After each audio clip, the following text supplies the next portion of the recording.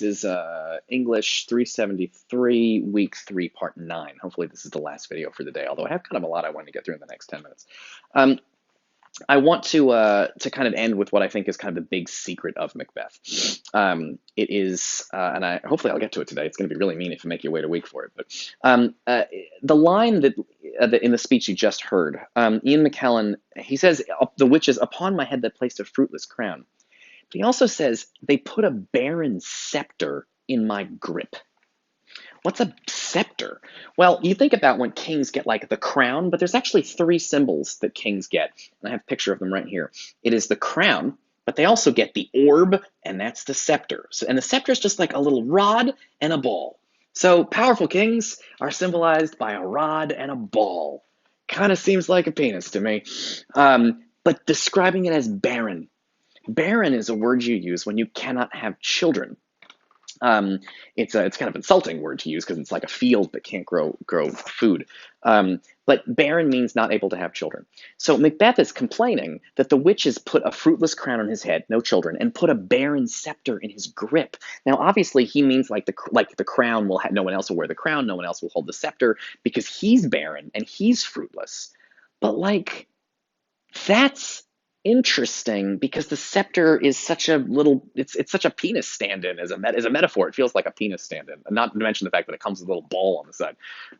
But the words barren and fruitless indicate he can't have children, and the scepter sort of looks like a penis. Now, many people at this point might suggest, think about the problem he's got. He's pissed off because Banquo's kids are going to take over. But like,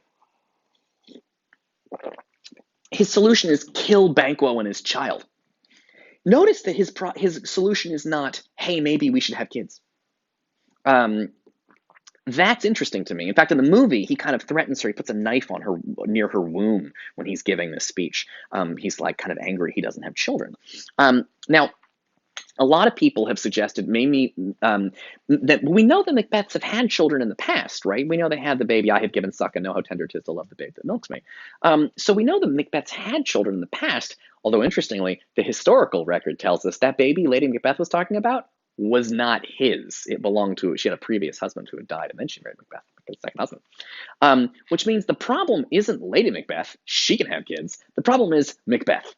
He can't have kids. Now, you may take a shot in the dark. The problem here is that he's infertile, which is possible. But that's the kind of problem you can only see with a microscope.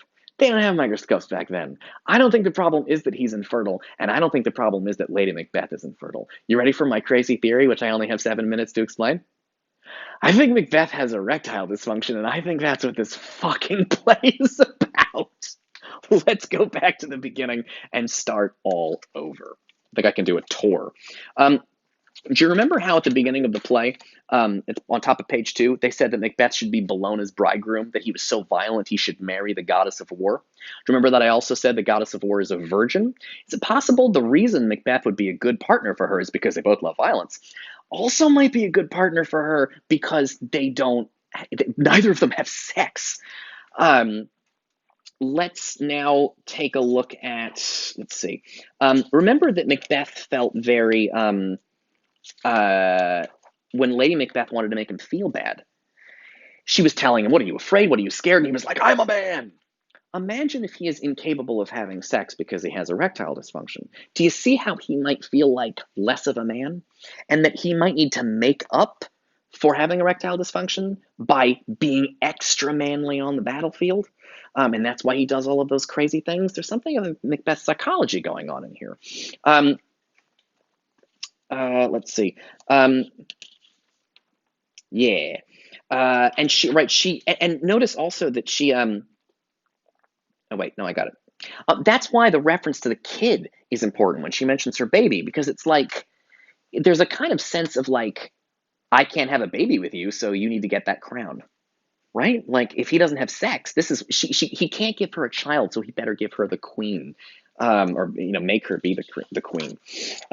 Also, I skipped this because it didn't seem super important, but Macbeth, when he kills Duncan, he's supposed to leave the daggers there, and he forgets, and he brings them back to Lady Macbeth, and she's like, "Oh my God, you're supposed to leave the daggers there," and he's like, "I'm too scared to go. You put them back," and she puts them back and gets blood on her hands, and then later she can't wash the blood off. But she says to him when he's freaking out, she calls him infirm of purpose, which means like infirm of purpose means your plan isn't solid, but like it sounds like something else about Macbeth might be infirm. And if you think I'm being crazy, do you remember when we were talking about the porter and I said that the porter mentioned different kinds of sinners, right? There was the suicide and the equivocator and the thief, which matched with the suicide of Lady Macbeth and the equivocation of the witches and Macbeth stealing the crown. What else did the porter joke about? Erectile dysfunction, right? That alcohol makes you stand to and not stand to. Literally, sir, it provokes and unprovokes. So I like and if the porter is making erectile dysfunction jokes, everybody must know. They know that Macbeth don't have children. Do they know that he may have some kind of like erectile disorder? And again, think about how Macbeth thinks about murder. He thinks about it in terms of sex. He compares himself to a rapist, Tarquin, when he's on his way to kill Duncan. And then he compares the stabs that he made because he's sneaking into somebody's bedroom and to penetrate them. And then he compares Duncan's stab wounds to bleeding vaginas.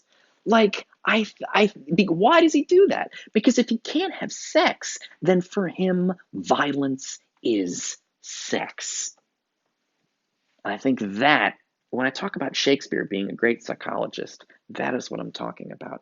Shakespeare has created a character with a very complex psychology. Now, but people will debate with this. In fact, in the movie director of the movie you saw does not agree with me. Lady Macbeth and Macbeth have sex in the in like the church when they're planning Duncan's murder or whatever. So it's not like this is not like the secret everybody knows that nobody told you. It's a theory. It could be wrong, but I think it's interesting, and I think it reveals a lot about Macbeth's character. I think it's worth thinking about. It's not like everybody knows this and you just found out about it. I've told this to Shakespeare people and they think I'm fucking nuts, but I've given you the evidence, and I think it's pretty good evidence, and it's fun. But I mentioned that Shakespeare is a truly great psychologist, and this is really what I was talking about. Okay, I think I've hit the end of this, and I'm gonna turn this off now. But you guys are awesome. Go on the discussion board, talk about this stuff, give me your opinions, tell me things. I should be asking you questions that you can answer, but I bet you're smart enough to say things that you've noticed on your own. I bet you're smart enough to ask me interesting questions, and I don't know, let's just get on there and talk about this stuff. And cool. I think that's the end of week 3. We did it. Yeah. I'll see you guys next week. Thanks for joining me for crazy, sexually explicit Macbeth class. Nah. Your high school teacher did not teach you any of this. Yeah.